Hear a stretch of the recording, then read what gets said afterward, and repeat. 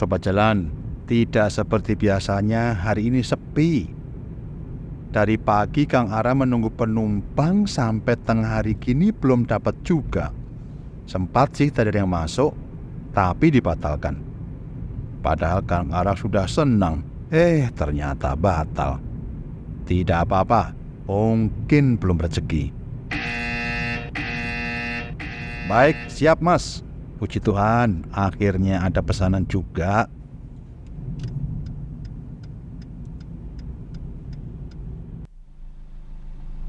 Atas nama Mas Pandu ya?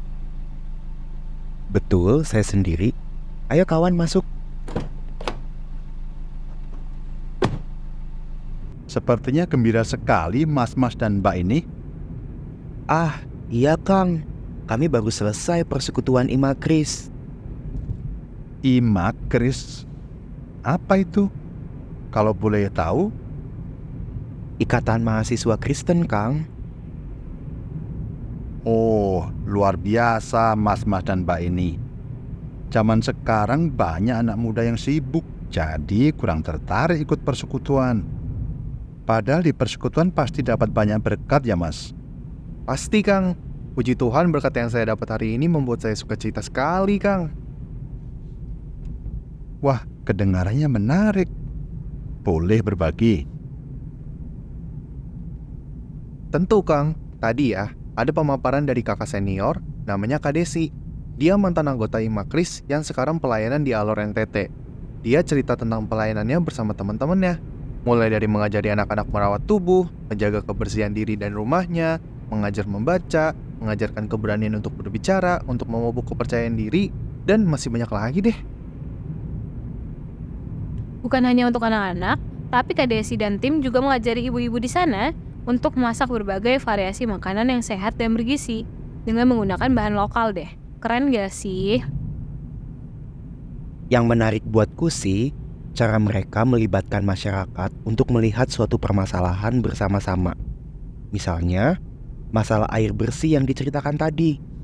Masyarakat di sana sudah terbiasa berjalan kaki berkilo-kilometer hanya untuk mendapatkan air bersih seember atau 2 ember. Setelah diajak berdiskusi, barulah mereka sadar bahwa mereka punya sumber air dan tanaman bambu. Tinggal mengalirkan air dari sumber air dengan bambu sampai di desa mereka. Keren banget kan? Secara tidak langsung, masyarakat diajar untuk mencari solusi sendiri dengan melihat potensi yang ada pada mereka. Mungkin selama ini mereka kurang menyadari bahwa mereka bisa menyelesaikan masalah yang ada jika dibicarakan bersama-sama. Jadi ibaratnya Kak Desi dan timnya hanya ngebuka mata masyarakat di sana kalau mereka tuh punya potensi loh untuk mengatasi masalah mereka sendiri. Memang benar, Tuhan tidak akan memberi masalah tanpa jalan keluar. Cuma saja kadang jalan keluar itu masih tersembunyi. Yang ngebuat aku makin salut, kata-kata penutupnya tadi deh. Matahari tidak bersinar untuk dirinya sendiri, bunga tidak mekar untuk dinikmati sendiri, pohon tidak berbuah untuk dirinya sendiri. Duh, bergetar banget hatiku ini mendengar kata-kata itu. Bahasa kita jadilah berkat untuk sesama. Buatku, pemaparan tadi seperti tamparan keras. Aku jadi malu pada diriku sendiri. Aku yang tinggal di kota besar seperti ini tidak menyangka masih banyak orang yang tidak seberuntung aku. Mau jalan-jalan, tinggal pilih mau jalan kemana, mau naik apa. Mau makan enak, tinggal pergi ke restoran yang recommended. Mau HP canggih, tinggal minta nyokap bokap. Ibaratnya, apapun yang aku inginkan sangat mudah aku dapatkan. Tapi mereka, untuk mendapatkan air saja perlu perjuangan. Itu pun hanya bisa membawa semampu mereka. Anak-anak mesti mengorbankan waktu bermainnya untuk mengambil air dan membantu orang tua di kebun. Pakaian dan rumah mereka pun seadanya. Jauh banget dengan keadaanku. Padahal aku masih suka mengeluh sama nyokap. Motor sudah tua lah, kamera HP kurang canggih lah, sudah lama gak jalan-jalan ke luar negeri lah. Duh, sungguh tidak bersyukurnya aku. Iya bener, tapi kalau aku nggak bisa bayangin kalau tinggal di daerah kayak gitu, nggak mau. Nggak kebayang gimana aku harus puasa makan cilok, cilor, krepes, bakmi, gorengan. Nah, aku pasti akan sangat menderita. Hahaha, yakin sih aku, anak manja kayak kamu pasti cuma bisa nangis kalau tinggal di desa. Dikit-dikit telepon mami, dikit-dikit telepon mami. Memang tidak banyak orang yang memberi perhatian pada masalah kemiskinan. Mereka lebih memilih untuk menikmati semua kemudahan yang ditawarkan dunia. Wadidaw, nyesek nih. Bersunging aku. Jangan begitulah, Sandra ganteng. Tenang sis, itu artinya kamu gak sendirian. Setidaknya masih ada aku. Bener-bener baik di kamu, Nduk. Mau belain aku. Makasih. Jangan salah loh, orang-orang seperti kita juga memiliki peran yang sama penting. Intinya, selagi kita masih diberi kesempatan, hidup kita harus berdampak. Bagaimanapun caranya, dimanapun Tuhan menempatkan kita. Maaf ya kalau kata-kataku tadi nyenggol, tapi aku serius nih, bagaikan gayung bersambut. Sudah lama aku pengen ke daerah-daerah seperti itu. Dari kecil, aku suka banget membaca tentang kehidupan masyarakat yang berada di berbagai daerah di Indonesia. Tapi memang sih, tidak spesifik masyarakat yang berkekurangan. Menurutku sangat menarik. Apalagi tadi Kak Desi cerita bagaimana sulitnya mengajak anak-anak itu belajar karena rendahnya motivasi belajar. Belum lagi ketersediaan makanan bergizi. Aku merasa tertantang waktu Kak Desi bertanya, siapa yang mau bergabung bersama melayani di Alor? Menurut kalian, mungkinkah itu panggilanku? Memang perlu orang-orang yang terbeban melayani mereka. Orang-orang yang dengan rela meninggalkan kenyamanan demi bisa melayani sesama. Itu baru namanya panggilan. Bersyukur kamu Chan memiliki panggilan itu. Masih banyak loh daerah-daerah yang memerlukan uluran tangan agar masyarakatnya bisa hidup lebih baik. Meskipun kalau membaca berita, banyak daerah-daerah yang sudah semakin maju, tapi itu mungkin baru di kota-kotanya ya. Pelayanan di berbagai bidang masih terbuka luas agar mereka bisa makin sejahtera. Orang-orang seperti Kak Desi dan timnya masih sangat diperlukan untuk membangun negeri kita tercinta. Itulah kesaksian sesungguhnya.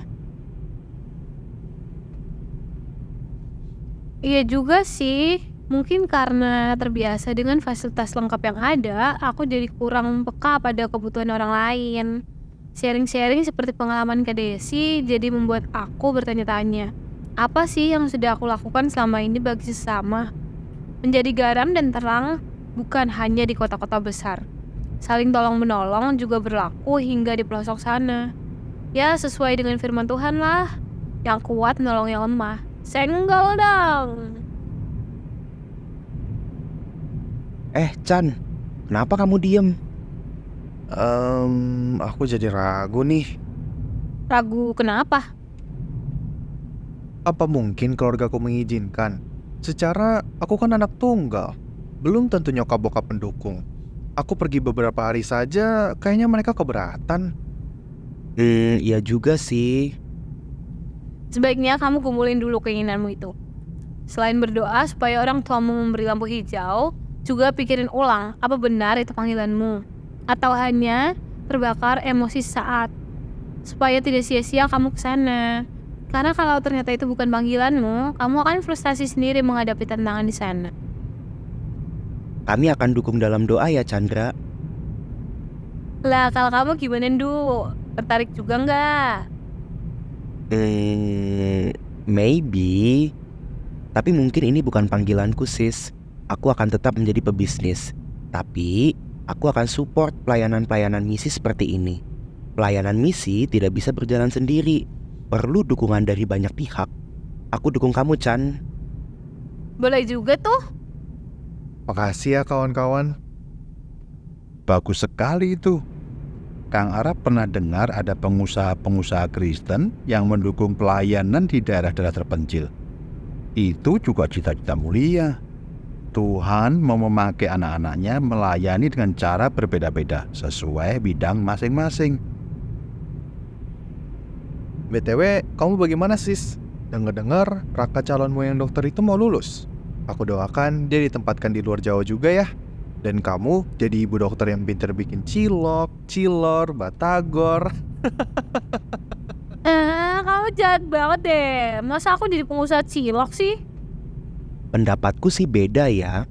dengan pengalamanmu malang melintang di senat dan di berbagai organisasi, justru itu modal yang Tuhan siapkan untuk kamu, sis. Kamu berbakat menjadi seorang pemimpin. Tapi, jadilah pemimpin yang baik, yang takut akan Tuhan pastinya. Jadilah pembeda, jangan tergiur pada godaan dunia, apalagi korupsi. Dengan tidak korupsi saja, kamu sudah berpartisipasi dalam pembangunan negeri ini loh. Nah, lebih lengkap lagi nih. Jadi pemimpin daerah, istri seorang dokter, dan pandai bikin cilok, cilor. Chandra, bisa gak sih kamu serius? Pokoknya buat kita semua inget ya, don't be fast-fast. Apaan tuh? Jangan buru-buru, tapi doakan panggilanmu.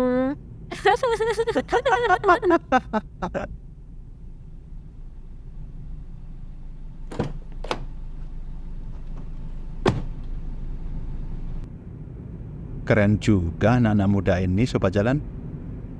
Mudah-mudahan Tuhan membuka jalan mereka agar sukses di bidangnya dan tetap memiliki kerinduan untuk melayani Tuhan. Kang Ara berharap makin banyak anak muda yang memiliki kerinduan menjadi perpanjangan tangan Tuhan di dunia ini. Bagaimana dengan Sobat Jalan? Ada gak keterpanggilan itu di hati kalian? Apakah panggilanmu? Kang Ara yakin Tuhan bisa memakai kita untuk menyaksikan cinta kasih yang sudah Tuhan ajarkan lewat apa saja, apapun bidang kita. Yuk, kita hidupkan kembali panggilan kita. Kang Arab, lanjutkan perjalanan dulu ya. Sampai bertemu di lain waktu.